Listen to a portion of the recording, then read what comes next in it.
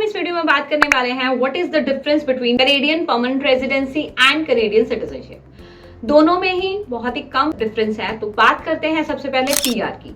PR यानी कि permanent resident. जब आप कनाडा में पीआर स्टेटस पर हो तो आप वहां रह सकते हैं, काम कर सकते हैं, पढ़ सकते हैं, इवन इन्वेस्ट कर सकते हैं कंट्री में, मगर आपके पास कुछ एक चीजें हैं जो नहीं होती एज अ सिटीजन। तो बात करते हैं उन दो डिफरेंसेस की जो पीआर और सिटीजनशिप में है। नंबर 1, सिटीजन जो है वो कनाडा में वोट कर सकता है एंड सेकेंडली उसके पास कैनेडियन पासपोर्ट रहता है। ये दो चीजें हैं जो परमानेंट रेजिडेंस एंड सिटीजनशिप को डिफरेंशिएट करती हैं। इसमें आगे बात करते हैं, इसमें 3-4 चीजों को थोड़ा डिटेल में समझते हैं। नंबर 1 बात करते हैं डेमोक्रेटिक पार्टिसिपेशन। सो जो परमानेंट रेजिडेंट्स हैं, जैसे कि मैंने आपको बताया कि वोट नहीं कर सकते, तो उनको लीडरशिप एंड उनकी जो पॉलिसीज हैं उसको शेप करने में उसकी कोई से नहीं होती है, उसमें कोई उसका पार्टिसिपेशन नहीं रहता जैसे कि कैनेडियन सिटीजन को रहता है। Number 2 is holding certain jobs.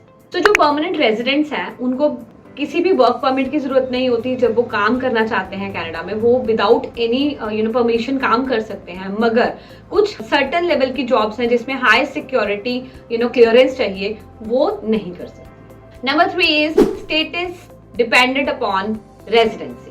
Permanent residency को कंटिन्यू करने के लिए आपको वहां पर लास्ट 5 इयर्स में 730 डेज प्रेजेंट होना इंपॉर्टेंट होता है, वो मस्ट होता है, मगर वो कंटिन्यूअस आपको 730 डेज नहीं रहना होता है। 5 इयर्स में कभी भी आपका टोटल जो है 730 डेज होना चाहिए।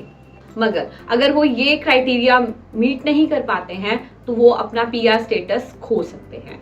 But on the other hand जो सिटीजन्स हैं उनके ऊपर कोई ऐसी रिस्ट्रिक्शंस नहीं होती हैं।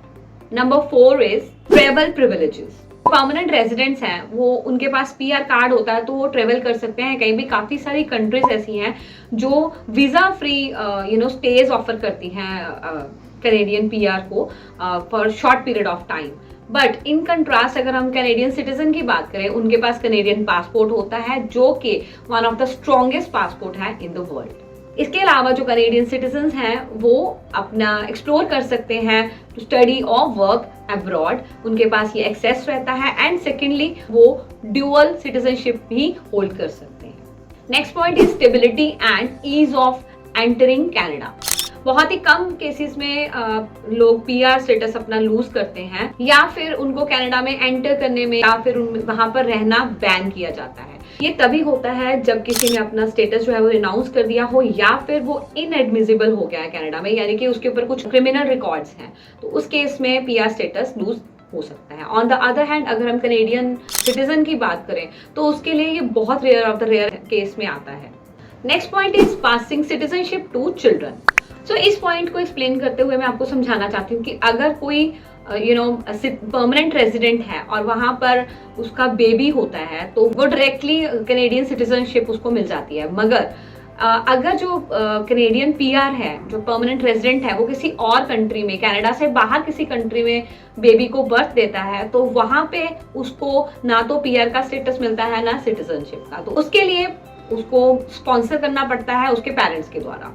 मीनवाइल जो कैनेडियन सिटीजन्स हैं वो यूजुअली पास डाउन करते हैं अपने सिटीजनशिप को फर्स्ट जनरेशन लिमिट तक, बट उसके बाद अगर बेबी जो है वो आउटसाइड कंट्री बॉर्न होता है तो उस केस में डायरेक्ट सिटीजनशिप जो है वो नहीं मिल सकती उसको।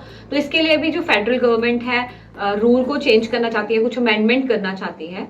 इस रूल को अमेंडमेंट करने के लिए जो डेट है वो 19 दिसंबर तक की दी हुई है। सो की differences between PR and citizenship, इसका एक पिप मैंने आप स्क्रीन पे शेयर कर दिया है, आप इसको देख सकते हैं और इसमें से आप अपनी हिसाब से नॉलेज गेन कर सकते हैं। सो ऐसी ही और वीडियोस के लिए जल्दी से हमारे चैनल को सब्सक्राइब करना ना भूलें। Thank you.